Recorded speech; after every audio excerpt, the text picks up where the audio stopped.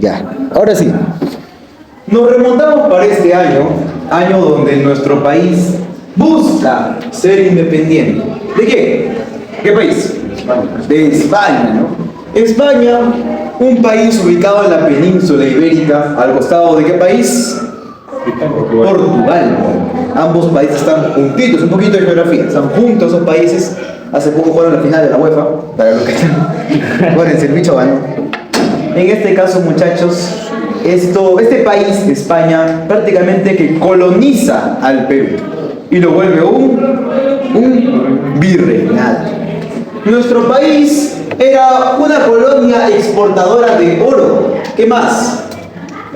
De plata, de cobre. Porque nuestro país gozaba de tener una mina llamada la mina de Potosí, ubicada hoy en día en el país de Bolivia.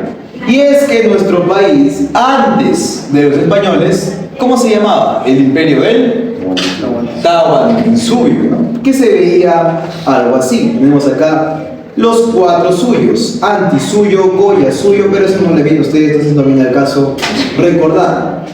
Pero sin embargo, de aquí, de ese Tahuantinsuyo, que era el 52% de Sudamérica, aquí, muchachos, algún día vendría, chicos, una guerra, la guerra de los 7 años, donde se ve involucrada España. Y España, ante la necesidad de pelear contra Francia en ese entonces, divide el imperio peruano, porque esto todo se lo invierno al Perú, en 3 partes. Aquí, chicos, ubicada la Gran Colombia, antes conocida como Nueva Castilla. Aquí el imperio del Perú, como tal como siempre, ¿no? El virreinato peruano. Y toda esta zona de acá, a partir de aquí, chicos, se vuelve una y se vuelve el virreinato del Río de la Plata. Hoy en día, el país de Argentina. Cuando esto ocurre, nos quitan a un país hermano, Bolivia, en el cual conectamos el lago. ¿Qué lago, chicos? Lago Titicaca. Ambos países están juntos antes, pero cuando se crea este virreinato ya no se separan. No es por ello que empieza a haber la liberación de cada uno de los países que estaban dominados por el país de España. Y esto ocurre a partir de 2 libertadores. Por el sur, ¿a quién? Don José de San Martín, ¿no? Por el sur, muchachos, tenemos a mi buen amigo Don José de San Martín. Y por el norte tenemos a Simón Bolívar. Simón Bolívar era un libertador, en palabras textuales de Agustín Gamarra, expresidente del Perú. Era un hombre de armas tomar.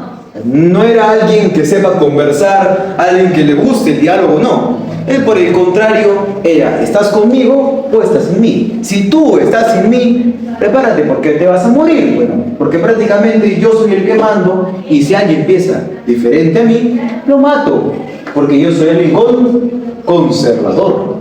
¿Qué era ser conservador antes, chicos? No. ¿Qué era ser conservador antes? Todo el poder en uno solo. Autócratas. ¿Qué es autócrata? Dictatorial. Uno solo tiene el poder. Entonces, muchachos, un autócrata, como lo era Simón Bolívar, ¿dónde libera? ¿Qué zona libera? En primer lugar, aparte. Colombia. ¿Qué más? El Chimborazo. ¿Hablamos ahí? Venezuela, Quito, Ecuador. Toda la zona norte es liberada, con más de 128.000 muertos para que se libere la zona norte de Sudamérica. En otras palabras, Bolívar, literal, en palabras, era un asesino. Mataba a mucha gente para poder liberar a cada país. En cambio, San Martín, para liberar a Argentina, en Tucumán, para liberar a Chile y parte del Perú, porque algún día San Martín declararía la independencia, solamente tuvo alrededor de 25.000 muertes. ¿Cómo es posible de que, siendo tan poco territorio, haya habido más muertes con Bolívar que con San Martín? San Martín era un hombre diplomático, un hombre liberal, que le gustaba conversar antes de armas tomar. O sea, él buscaba en primer lugar convencer de ser liberados antes de matar para que lo sea. Él no pensaba como Mao Zedong. Mao Zedong, por ejemplo, chicos, o el maoísmo, él cree de que el hombre no es un fin, sino que el hombre es un medio. ¿Por qué es un medio el hombre? Porque supuestamente el hombre es el medio que por la sangre nos va a llevar a una próxima revolución, ¿no? Por ello que los comunistas, marxistas, Pedro Castillo, ¿no?, piensan de que para llegar al poder hay que matar, ¿no? Incluso Mao Zedong tiene una idea interesante, ¿no? Dice, cuando nace un infante, un neonato, un niño, ¿qué hay? ¿Qué hay cuando nace un niño? Sangre. Es por ello que cuando nace un nuevo imperio, una nueva república, tiene que haber sangre, tiene que haber gente que muera para que se restablezca el imperio. Es lo que él decía, en este caso mi buen amigo Mao Zedong, ¿no? Menos mal esas ideas se han quedado atrás, ¿no? ¿Quién fue el último que pensaba así en el Perú? Abimael Guzmán. Abimael Guzmán pensaba de que el hombre no era un fin en sí mismo, sino era un medio para llegar al poder, ¿no? Es como si yo, como político, los utilizase a ustedes para llegar a algo más adelante, pues, ¿no? Cambiar el Perú, como yo decía, ¿no? Ser un país comunista, ser un país que sea distinto a los países capitalistas que vivían en esa época, no es lo que pensaba Abimael Guzmán. Es por ello que Simón Bolívar tenía una idea muy parecida. El Perú como tal declara su independencia en este año. ¿Quién la declara, chicos? Don José de San Martín. Don José de San Martín declara la independencia del Perú y cuando la declara menciona, ¿no? A partir del día de hoy la patria nuestra, la patria mía, que es el Perú, va a ser liberada, ¿no? Y la declara en la ciudad de Lima, la ciudad de los Reyes, ¿no? La ciudad donde se proclama la libertad del Perú. Pero yo cuando digo proclamar, no digo que el Perú sea independiente, sino de que se empieza a liberar. En otras palabras, que la población ya está aceptando que van a ser libres. ¿De qué? De España. O sea, ellos ya van a ser libres de España. Ya están aceptando su libertad, están aceptando que algún día estas personas que algún día colonizaron el Perú ya no iban a estar. Su virreinato, que era un estilo de gobierno, ya no iba a estar presente. Es por ello que debían subsistir sin ellos. Tenían que hacerse la idea. Esto era proclamar la libertad. Muchos peruanos, en su ignorancia, piensan que la declaración fue el día que el Perú se independizó y están en un graso error. ¿Por qué? Porque en realidad la independencia del Perú se llevó a cabo ¿cuándo, chicos? 9 de diciembre del año 24, correcto. Puesto que el día 9 de diciembre del año 1824, ¿qué ocurrió, chicos? La batalla de... ¿A quién le cortamos la cabeza en esa batalla? Último virrey, José de la Serna, asesinado ¿por quién? Simón Bolívar. Profe, ¿cómo que Simón Bolívar está comandando la batalla de Ayacucho si nuestro libertador es don José de San Martín? ¿Qué está pasando acá, profesor? Lo que sucede es que San Martín declara la independencia y declara la independencia no solo, sino con el conde de Miraflores, con el conde de San Isidro, la declara con los ministros peruanos y con un congreso constituyente. ¿Por qué yo digo la palabra congreso constituyente, jóvenes? ¿Qué hace ese congreso? Crea una constitución, perfecto. Y es que San Martín cuando llega al Perú quiere que el Perú sea una república. ¿Qué diferencia una república de un estado federal? Chicos, no, porque en estados federales como Estados Unidos, Brasil o México hay democracia. ¿Qué diferencia? Cada estado tiene su propia forma. Correcto. Cada estado es distinto. En Florida tú puedes fumar marihuana, como si fuera algo normal. Te vas a Texas y no puedes, es ilegal. Te vas al norte de Estados Unidos y puedes abortar.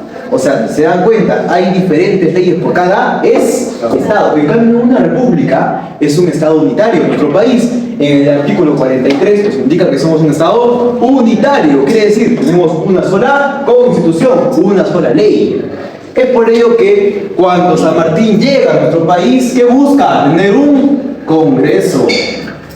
Un Congreso que respalde y que cree la primera Constitución, que es por ello que le llamamos Congreso Constituyente. ¿En qué año fue este, Pasejo?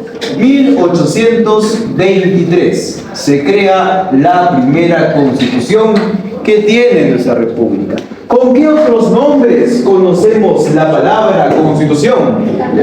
Carta magna, ley de leyes, ¿no? Y esta palabra Constitución aparece de una obra llamada Espíritu de las Leyes, que es escrita por Charles Barón de Secundaria, llamado también Montesquieu, ¿no? Montesquieu, en la época de la primera revolución industrial, crea esta obra llamada Espíritu de las Leyes, donde aparece esta palabra mágica. ¿Qué hace la palabra mágica de la Constitución? Hace que el gobierno pase a un segundo plano, pase a un segundo lugar, para que en primer lugar la Constitución sea la que mande un país. ¿Por qué Pedro Castillo no puede matar? Porque tú qué gozas de derechos. ¿Por qué nacen los derechos? Porque hay vulneraciones, hay una falta de respeto ante el prójimo, y ahí aparece el derecho para que esas faltas de respeto dejen de existir, y si las hay, tienen que ser penadas. Correcto. Es por ello que se crea la Constitución en nuestro país y San Martín se va del Perú. Profesor, ¿por qué San Martín se va de nuestro país? Porque el peruano, como tú y como yo, no estaba seguro si quería ser independiente o no. Estaba en una duda existencial. ¿Y por qué razón estaba en una duda existencial el peruano? Muy simple. Al peruano se le promete que se iba a eliminar el famoso tributo. ¿Qué tributo, chicos? El tributo indígena. El tributo indígena era una especie de tributo utilizado ¿para quién? Para el campesinado, para los campesinos de a pie que vivían en el Perú y trabajaban arduamente las haciendas. Algún día ellos pedirían: queremos las tierras, más adelante en la reforma agraria de Juan Velasco Alvarado, ¿no? Eso es historia para un poquito más adelante. El tributo indígena había prometido ser eliminado cuando el Perú sea independiente. Chicos, un país, ¿qué necesita para hacer plazas, colegios, hospitales y puestos? Antes de que el Perú sea república, sea independiente, ¿a quién le pedía el peruano común y promedio que sea un colegio, que sea una plaza? ¿A quién pedía? ¿A quiénes? ¿A quién? A los españoles, porque ellos eran quienes tenían la responsabilidad. Nosotros, el Perú, éramos como el hijo de España. Tenían nuestra tutela, tenían que mantenernos. ¿Cómo nos mantenían? A través de la compra. ¿De qué? Oro, plata y cobre. Ellos eran los que nos compraban. Cuando España desaparece, ¿quién nos va a comprar oro y plata? Nadie, porque ya no teníamos aquel vínculo comercial. España era el único país que podía comprar o vender cosas que había en el Perú. ¿Por qué? Porque éramos su colonia. Éramos la colonia, en este caso, de España. Es por ello que nuestro país sufre muchísimo cuando perdemos España. Y de hecho el Perú era un país muy pobre al inicio de nuestra historia como república. Éramos pobres. ¿De qué nos servía tener oro, plata, cobre? Si nadie le interesaba comprarnos, no sirve para nada. Es por ello que el tributo indígena siguió estando presente. Y la gente decía: o sea, yo he peleado, he perdido a mi hermano que se ha enfrentado en guerra contra los españoles por la búsqueda de la libertad de este país, y ahora me dicen de que la muerte de mi papá, de mi hermano, ha sido en vano porque el tributo indígena sigue existiendo. ¿Cómo es posible eso? Es por ello que los peruanos se dividen en la mitad. Estaban los patriotas en primer lugar. Los patriotas eran peruanos que querían seguir siendo peruanos, querían seguir siendo independientes. Pero hay otro lado que decía: a mí me han engañado. Yo no soy independiente, yo sigo pagando impuestos. Sigo teniendo que tener el respeto a un señor llamado Estado. Sigo siendo sometido. Ellos eran los reales. Y el Perú se divide en dos partes. Y ante la indecisión, San Martín se da cuenta de lo difícil que era gobernar en un país como el Perú. Palabras de Alan García. En una de sus clases menciona esa palabra. Decir de que nuestro país es un país complicado de gobernar. El Perú siempre ha estado dividido. Es más, lo hemos podido ver en las últimas elecciones, ¿no? Era Pedro Castillo o Keiko Fujimori, ¿no? El cáncer, el SIDA. Estábamos fregados. Nuestro país, toda su historia ha estado dividido desde el comienzo. Eran los patriotas o los reales. Más adelante, los liberales, los conservadores. Más adelante, hoy en día, la izquierda y la derecha, ¿no? El Perú siempre ha estado dividido. Hay otros países en el mundo que están divididos, pero así divididos, ellos se unen. O sea, los divididos se unifican. La gente de derecha, todos votan por un solo candidato. La gente de izquierda por otro candidato. Acá en el Perú, la gente de derecha vota por López Aliaga, por Hernando de Soto por acá y se perdió el voto. Y la gente de izquierda vota por Verónica Mendoza por acá y tenemos como 40 candidatos. ¿Dónde se ha visto eso en la historia? Somos el único país en el mundo que tiene más candidatos. ¿Cuántos candidatos tiene, chicos, de Estados Unidos?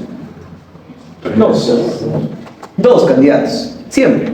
Que es en este caso, o sea, tiene más, ¿no? Pero siempre son dos partidos políticos que lideran, ¿no?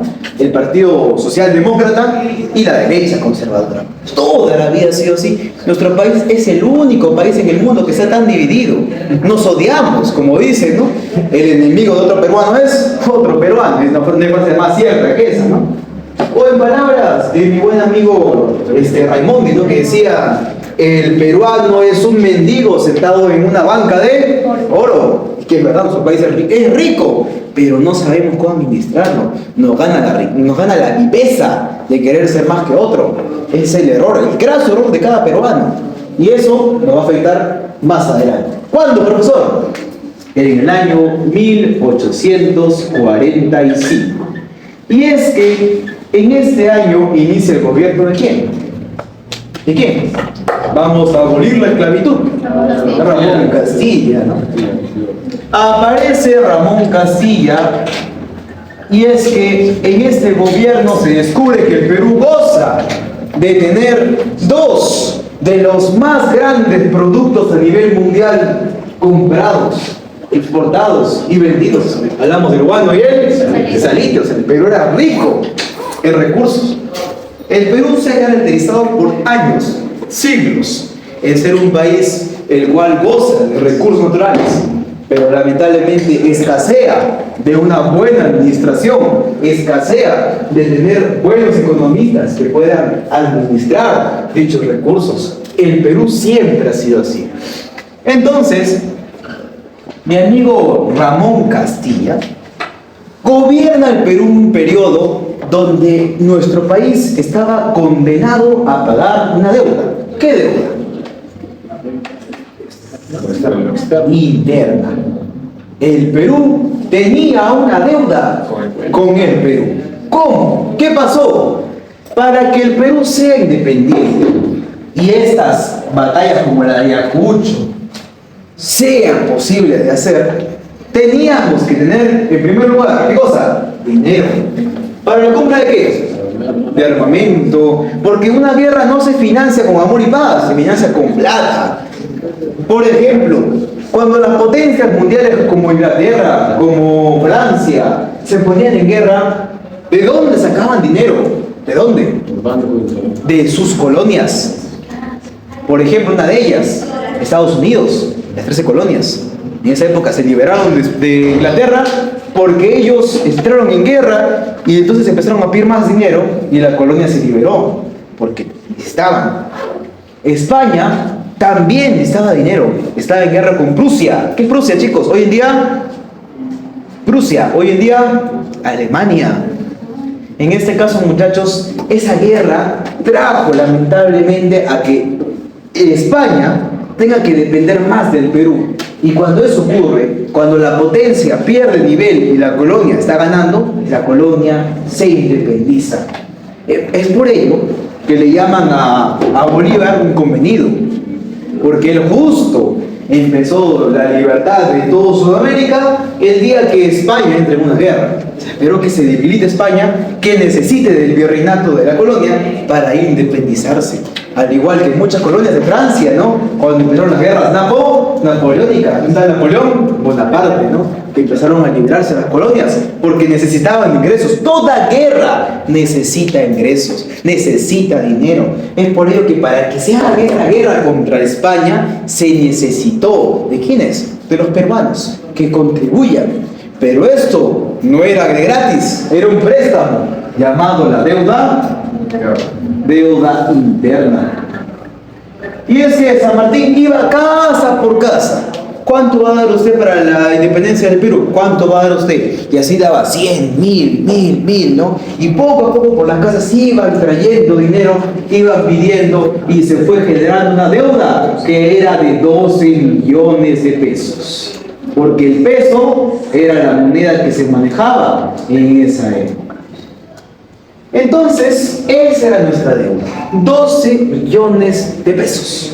El Perú era un país rico, era un país potencia a nivel mundial por la venta del guano y salitre. El Perú era un país rico, era un país que tenía recursos, que era un país que tenía negocios internacionales, era un país que gozaba de ello.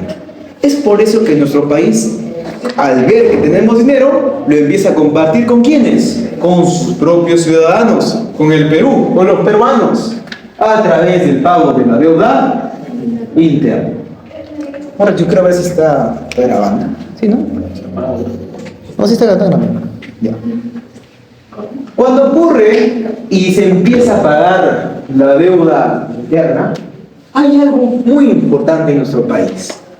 Y aquí observamos la tristeza del peruano, la viveza que era ser un peruano más. Dije, por ejemplo, pónganse que su compañero Iker, en su casa, el abuelo de Iker le había dado a San Martín, le había prestado algo de 100 pesos nada más. ¿Cómo se hacía aquí? Se le colocaba en un recuadro y abajo la firma de don José de San Martín, no de Porres, San Martín el argentino. Entonces, esta firma, con los 100 pesos, ¿qué es lo que hacía el peruano para poder generar más? Agarraban y le colocaban 2 cerolas. Y de esa manera es como cobraban mucho más dinero. Te pregunto, ¿tú crees que el Estado peruano no se daba cuenta? ¿Qué creen ustedes? El Estado peruano sabía que el peruano estaba robándole al Perú, pero aún así dejaba que lo hiciese. La pregunta es, ¿por qué? Porque en palabras de Rufino Echenique, que fue el siguiente presidente del Perú, Rufino Echenique, ¿qué nos dice él? Si el Perú es un país rico, que su gente también lo sea. Con esta frase nos estaba indicando de que a él no le importaba si el peruano robaba o no robaba. Le importaba que el peruano, en otras palabras, sea feliz, pero no de gratis. Buscaba que nuestro país tenga una clase burocrática. ¿Qué significa la burocracia? ¿A jóvenes? ¿Qué es burocracia? Número 2 con la palabra burgués. ¿Qué es burgo? ¿Qué es burro? Comerciantes, correcto. La sociedad burguesa es aquella sociedad de comerciantes. La sociedad burguesa, la clase burguesa, ¿es de clase alta, de clase media o de clase baja? No, propia clase. Propia clase. Es una propia clase. ¿Por qué? Te pregunto, y algo muy básico. ¿Cuánto creen que mensualmente gana un comerciante que vende afuera de Plaza Vega palomitas? No sé. No, mensualmente. Varía. 2000, 3000. 2.000, 1.500, 3.000, 4.000 si le va bien. Hay algunos que ganan muy bien, pareciese nomás, ¿no? Pero hay algunos que ganan muy bien. Tú podrías comparar a aquella persona que aparece en la calle sentadito, que te pide, ¿no? 20 céntimos te pesas acá, ¿no? Ahí tienes para que te peses. ¿Podrías comparar lo que gana esa persona, ese mendigo prácticamente, con el dueño de Plaza Vea? ¿Quién gana más? El dueño de Plaza Vea. Pero los dos, así como ven de diferentes, pertenecen a una misma clase, la clase burguesa. Porque ambos, ¿qué hacen? Comercio. Son de la misma clase, pero en diferentes escaños. ¿Se dan cuenta? ¿Quién creen que gane más? ¿La tiendita de la señora María o el dueño de Saba Falabella? El dueño de Saba Falabella, pero hacen lo mismo. Hacen comercio, compra y venta de mercado, nada más. Pero sin embargo son de diferentes clases sociales. Pero juntos se llaman clase burguesa. Y en el Perú no teníamos una clase burguesa. ¿Qué te da la clase burguesa, chicos? Piénsenlo. Por ejemplo, Matec es producto de la burguesía. ¿Por qué? ¿Qué genera? Empleo, puestos de trabajo. Yo trabajo gracias a la clase burguesa. Yo también soy un burgués, también tengo mi negocito, ¿se dan cuenta? Así es la vida de los burgueses. Ahora, burgués parece, no, rico, millonario. No. Burgués es alguien comerciante, un trabajador que cuenta con un negocio. El Perú quería que tengamos una clase burguesa.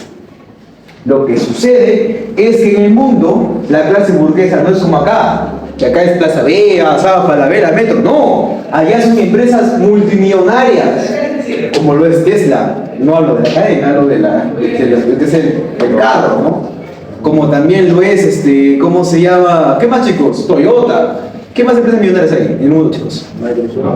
Apple. Esas son empresas burguesas de alto nivel en el mundo y que venden a todo el mundo. Una clase burguesa, chicos, una empresa burguesa muy conocida, por ejemplo, actualmente es la empresa Cicatricur, ¿no? ¿Cómo es? Esa empresa. Esa empresa, estoy con dislexia. Esa empresa es mexicana. Su dueño de esa empresa es, aparece en Shark Tank. Rodrigo Herrera. Miren cómo a través de ser un mexicano más, llegó a todo el mundo a venderles, ¿no? Con su empresa, ¿no?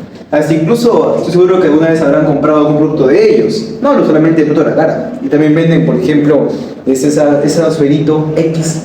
No sé, pero mi vecina lo vende y se lo compro diario. Y le estoy dando plata al extranjero, ¿no?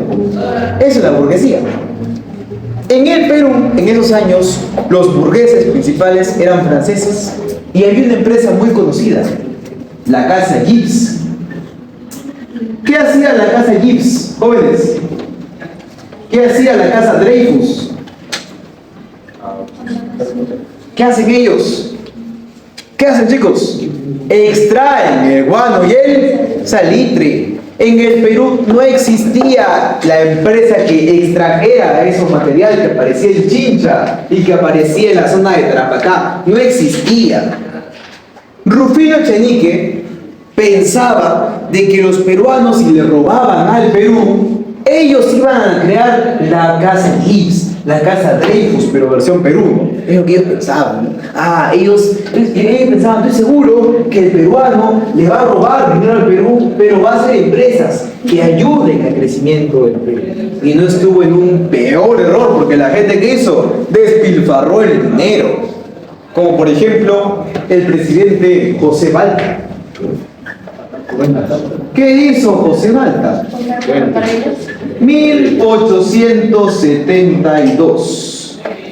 El ministro de Economía de José Balta, ¿quién era? Presidente del Perú más adelante, ¿ah?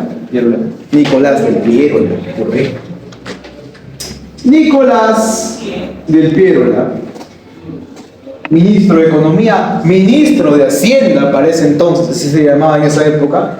Él se encargó de firmar el contrato de Dreyfus. ¿Con qué país? Con Francia. Para que se extraiga 2 toneladas de guano, porque el Perú estaba recontra endeudado. ¿Con qué país? Con Inglaterra, por la compra de los ferrocarriles. Y es que mi amigo José Balta, como todo peruano cuando tiene plata, tiene una casa, imagínense, una casa con esteritas, con calaminas.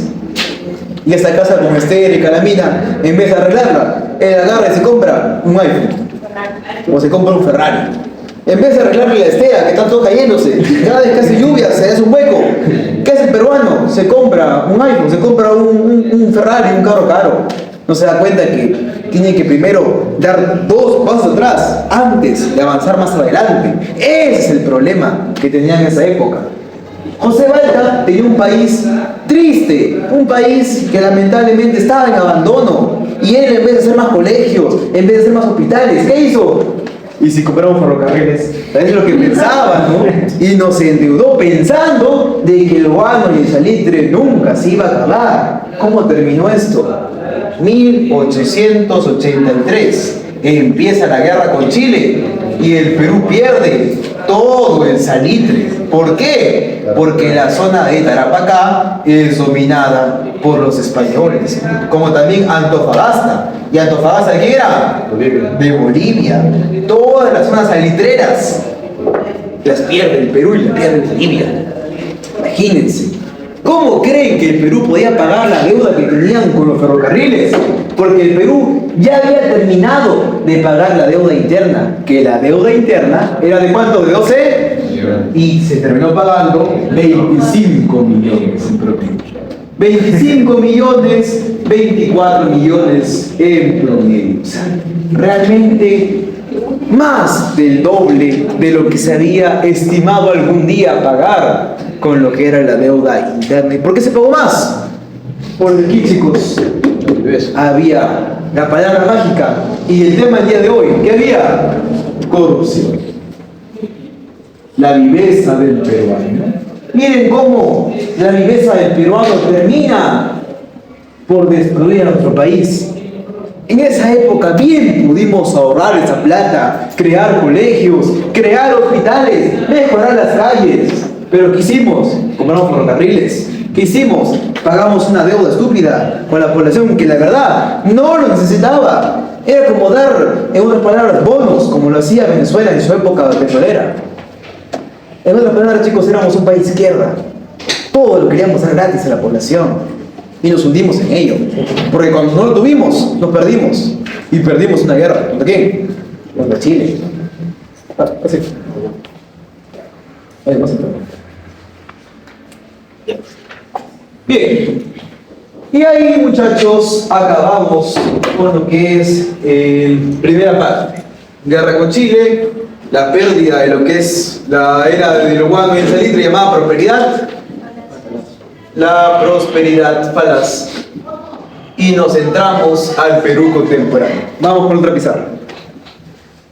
Bien, seguimos.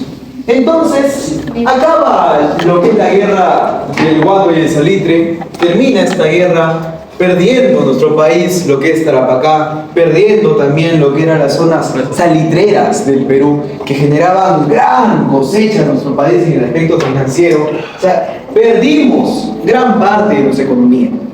Ahora, nuestro país tenía que hacer la remontada, teníamos que regresar a ser el país que algún día habíamos sido. Teníamos que tener otra vez potencia. ¿Dónde creen que el Perú se refugia? Ahora que ya no cuenta con guano y menos con salitre. Aparte. Nos centramos en el norte del Perú, la libertad que producen ellos, caña de azúcar. La caña de azúcar en el Perú entra en potencia en conjunto acá en la ciudad de Tacna. Aparece un personaje llamado, ¿cómo se llama este señor? Se me ha olvidado. Hay un señor acá en el Perú, acá en Tacna, Luis Banchero Rossi, no me acordé. Luis Banchero Rossi, que tenía la exportación más grande de harina de pescado. El Perú era potencia en harina de pescado y la venta de la caña de azúcar. Nuestro país era un país otra vez potencia. 1919, gobierno de Augusto B. Leguía. Empezamos el famoso oncenio que duró 11 años de mandato. ¿Cómo empieza este gobierno? Aparece el segundo gobierno de Augusto B. Leguía, puesto que su primer gobierno había sido unos 10 años más atrás, donde él tuvo ciertas inquietudes al querer cambiar el Perú nuevamente. ¿Cómo quería cambiar el Perú? Quería que el Perú sea un país moderno. Pero ¿cómo quería que sea moderno? Leguía buscó quedarse el máximo tiempo posible como presidente del Perú. ¿Y cómo lo podía hacer? Recuerden, en nuestro país, ¿cómo colocábamos a un presidente? A través del voto, porque éramos un país democrático. Al ser un país democrático, demócrata, teníamos la oportunidad de escoger a un presidente. Es por ello que Augusto B. Leguía, si quería seguir mandando para poder modernizar el Perú, ¿qué tenía que hacer? Ganar votos en su gobierno. En el Perú, ¿quiénes no votaban para ese entonces? Mujeres. En primer lugar, las mujeres. Nadie de las mujeres podía votar. Y tampoco los analfabetos granjeros. Muchos de los granjeros eran analfabetos. No sabían ni leer y menos escribir. Es por ello que nuestro país, de las clases sociales, que obviamente pone la clase alta, la clase media y por último la clase baja, ¿quiénes votaban más en nuestro país, chicos? Alta. Nos votaba la clase media. Ellos eran la gran clase. ¿Por qué? La clase alta no eran muchas personas. La clase media sí. ¿Por qué decimos que la clase media era la que más votaba? ¿Por qué, jóvenes? Porque era la gran mayoría de cantidad en el Perú que tenía la opción de votar. Porque ellos sí sabían leer, ¿sabían? En otras palabras, no eran analfabetos. Ellos sí tenían conciencia al aspecto intelectual, ¿no? Es por ello, muchachos, de que Augusto B. Leguía, todo su gobierno se centró en enamorar a la clase media peruana. La clase baja y la clase alta quería que sea eliminada de nuestro país. Te pregunto, ¿quiénes conformaban la clase media en el Perú? Los comerciantes eran la clase alta. ¿Por qué? Porque los comerciantes, ¿qué daban? Caña de, harina de, eso hacían los comerciantes, eran ricos ellos, y una riqueza enorme en su país. Dos profesionales, egresados de la Universidad Mayor de San Marcos, que era la única, era la única para ese entonces, ¿no? Sino que la San Marcos era la decana de América, la más antigua que tenía en ese entonces nuestro país, que apareció en una época virreinal, ¿no? Empezó en una casona en la ciudad de Lima, y para entonces ya era una universidad de las mejores que había en Sudamérica. Es por ello que la San Marcos, muchachos, como tal, la decana de América, la más antigua que hay en nuestro continente, ¿qué ocurre? Augusto B. Leguía le da prioridad a los profesionales. Pregunta para el salón: ¿quién te genera más? ¿Un profesional o un burgués? El burgués, porque el burgués tarde o temprano contrata al profesional. Así es la vida. El empresario que tiene la idea de cómo crear un negocio contrata a profesionales como un equipo técnico. Si tú, joven, no eres muy bueno en lo que son las letras, las matemáticas, pero si eres bueno para exponer como tu profe Gabo, no eres técnico, eres líder. Y al ser líder, tienes que tener tu grupo técnico que te respalde. Eso es algo que ustedes tienen que saber siempre para la vida. No todos quieren ser líderes, pero aquel que quiere ser líder tiene que tener a alguien que lo respalde, porque a los que sabemos hablar mucho, nos falta esto muchas veces. Seamos sinceros, seamos honestos. Es por ello, muchachos, que el grupo técnico que tenía para ese entonces el mundo, el Perú, era la clase media, los profesionales. El profesional en la vida va a generar riqueza. El profesional trabaja para la riqueza del que está más arriba. Es algo que ya sabemos, algo lógico, ¿verdad, jóvenes? Entonces, ¿cómo yo puedo hacer como país para que los profesionales en mi país estén contentos? ¿Qué tengo que ayudarles? Trabajo y subirlos. ¿Cómo sube el sueldo de un empresario? Vendiendo más. ¿Cómo sube el sueldo de un trabajador? Teniendo más trabajo, un mejor puesto de trabajo, ascendiendo dentro de una empresa. Nuestro país era un país golpeado económicamente. ¿Cómo podíamos hacer para modernizar el Perú? ¿De dónde podemos sacar dinero? El Fondo Monetario. Correcto, a través del préstamo. ¿De quién? Del Fondo Monetario Internacional. mejor conocido como FMI. El Fondo Monetario Internacional es el encargado de prestar dinero a otros países del mundo. Y es ahí cuando nace la deuda externa, que hasta el día de hoy nuestro país está pagando. ¿Cómo podemos hacer que el dólar se reduzca? ¿Cómo hacemos para que el dólar sea más barato? ¿Qué tiene que haber? Mayor inversión de los extranjeros, porque el extranjero que compra en dólares. Mientras más dólares hay en el Perú, más económico fue el dólar. Es lógica, ley de oferta y demanda. Es por ello, jóvenes, que para esta época la deuda externa en el Perú empieza a surgir. Y el Fondo Monetario no nos quiso prestar, porque dijo, a ver, Perú, ¿cómo yo te voy a prestar plata si es que tú has venido de un golpe económico brutal? No tienes de dónde pagarme. ¿Cómo te voy a prestar dinero yo? Te voy a prestar plata con la única condición que crees algo, un ente financiero que regule tu moneda. ¿Por qué no la tienes? El Banco Central de Reserva. Es por ello que el Banco Central de Reserva del Perú es creado en este gobierno. ¿Y quién lo dirige? Cumberland, un estadounidense. Cumberland, un estadounidense, viene al Perú y maneja todo el Banco Central de Reserva, y es así como le llamamos al gobierno de Leguía, el gobierno entreguista, porque le entregamos nuestra economía. ¿A qué país? A Estados Unidos. Y aquí empieza la deuda externa. ¿Y por qué se presta dinero, mi amigo Leguía? Porque él quería modernizar el Perú, pero principalmente modernizar la ciudad de Lima, creando dos distritos nuevos, el distrito del Lince y el distrito de San Isidro.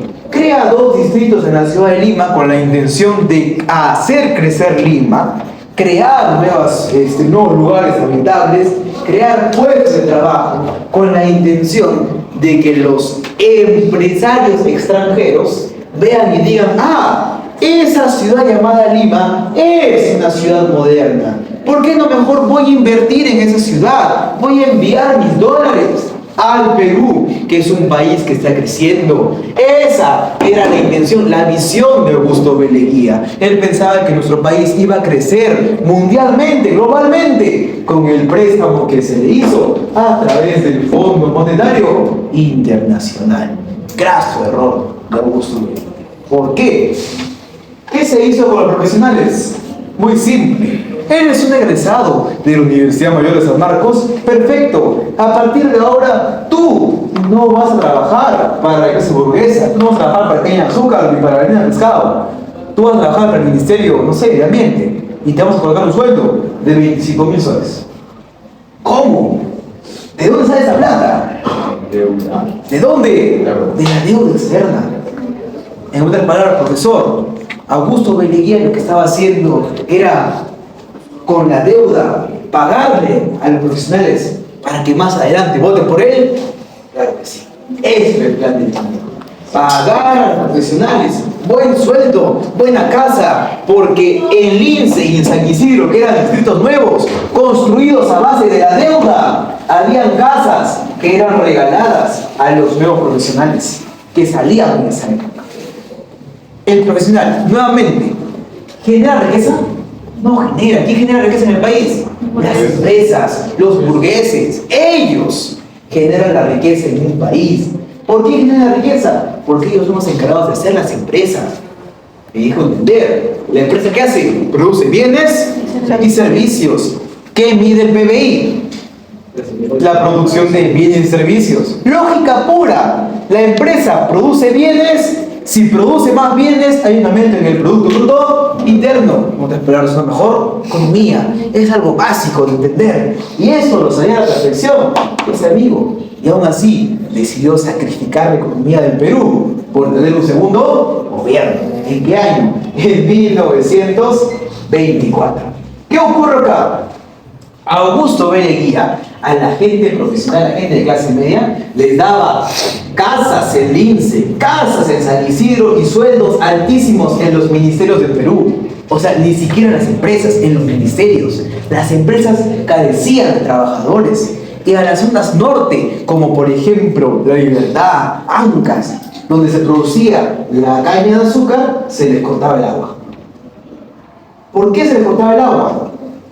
Para evitar que la clase alta se rebele contra el eje. Muy simple. Profesor, ¿y cómo hacemos para cortarle el agua? Hay que hacer un proyecto. El proyecto de la irrigación del canal de Olloa. Proyecto que empieza Leguía y termina Ollanta Humala-Tazo.